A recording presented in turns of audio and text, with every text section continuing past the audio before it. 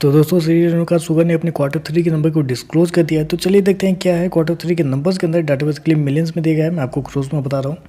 पिछले क्वार्टर में कंपनी ने 2554 करोड़ के आसपास का रेवेन्यू जनरेट किया था। पिछले साल 2551 करोड़, अभी देखें तो बढ़ के 3014 करोड़ कंपनी का जो रेवेन्यू है वो आपको जाता हुआ देखने में। तो साल से साल क्वार्टर देखें तो कंपनी के रेवेन्यू के अंदर ऑलमोस्ट वही बोल सकते हैं 19 से 20% के आसपास की तेजी आपको देखने को मिली। तो कंपनी का रेवेन्यू क्वार्टर साल से साल आपको बढ़ता हुआ देखने को मिल रहा है। चलिए कंपनी के खर्चे क्या है वो देख लेते हैं। पिछले क्वार्टर में कंपनी ने 2771 करोड़ खर्च किए थे। पिछले साल 2548 करोड़, अभी देखें तो 3135 करोड़ के आसपास कंपनी ने खर्चे किए हैं। तो कंपनी के खर्चे देखें तो कंपनी के खर्चे कंट्रोल में देख रहे हैं। लेकिन एक चीज़ यहाँ पे थोड़ा सा मैं आपको एक्सपेंस को थोड़ा सा अच्छे से एक्सप्लेन करना चाहूँगा।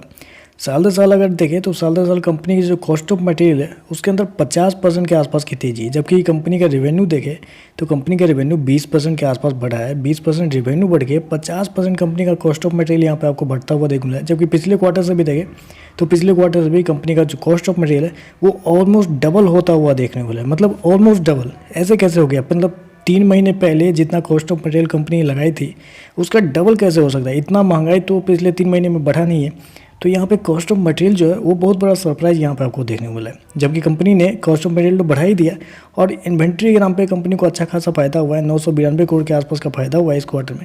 तो इन्वेंट्री में कंपनी ने पैसे बचाए हैं, कॉस्ट ऑफ मटेरियल में कंपनी ने पैसे गंवाए हैं और इस प्रकार से एडजस्ट करके अपना जो एक्सपेंस है उसको कंपनी ने कंट्रोल किया है। क्योंकि अगर इन्वेंट्री में कंपनी अगर पैसे नहीं बचाए होती तो कंपनी का जो लॉस जो आपको देखने को मिल रहा है वो बहुत बड़ा लॉस आपको देखने को मिल सकता था। चलिए कंपनी का ये नेट प्रॉफिट लॉस क्या है वो देख लेते हैं। तो देखिए पिछले क्वार्टर की बात करें तो पिछले क्वार्टर में कंपनी का total profit approximately company 205 crore के लॉस में थी। पिछले साल 14 करोड़ का प्रॉफिट था। अभी देखें तो 171 करोड़ के आसपास कंपनी का जो लॉस है वो आपको देखने को मिलता है। तो साल दर साल देखें तो कंपनी मुनाफे से आपको घाटे में आपको जाते हुए देखने को मिले। वहीं अगर क्वार्टर जाते हैं तो क्वार्टर कंपनी के लॉस के अंदर एक हल्की सी गिरावट आपको देखने को 15% के आसपास लॉस जो कंपनी का वो कम होता हुआ देखने को मिला। अगर इन्वेंट्री में कंपनी पैसे नहीं बचाती तो शायद इस क्वार्टर में आपको एक अच्छा खासा 500 से 600 करोड़ का लॉस आपको देखने को मिल जाता।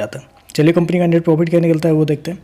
पिछले क्वार्टर में 96 पैसे का लॉस का ईपीएस था। पिछले साल 7 पैसे का था। अभी देखें तो 81 पैसे का माइनस में आपको देखने को मिला। तो ओवरऑल देखें तो थोड़े से मुझे लगता है कि नंबर थोड़े से कमज़ोर आपको देखने को मिले। क्योंकि कंपनी रेवेन्यू तो बढ़ाई है लेकिन उसके बावजूद देखें तो कंपनी अपने आप को एक्सपेंस के मामले में कंट्रोल नहीं कर पाई है, जिसकी वजह से कंपनी का जो मुनाफा घाटा जो बोलते हैं आप वो थोड़ा सा आपको बढ़ता हुआ देखने को मिला। तो चलिए बस आज के लिए बस इतना ही। वीडियो पसंद आया तो लाइक कीजिएगा, साथ में साथ चैनल को सब्सक्राइब जरूर कीजिएगा। धन्यवाद।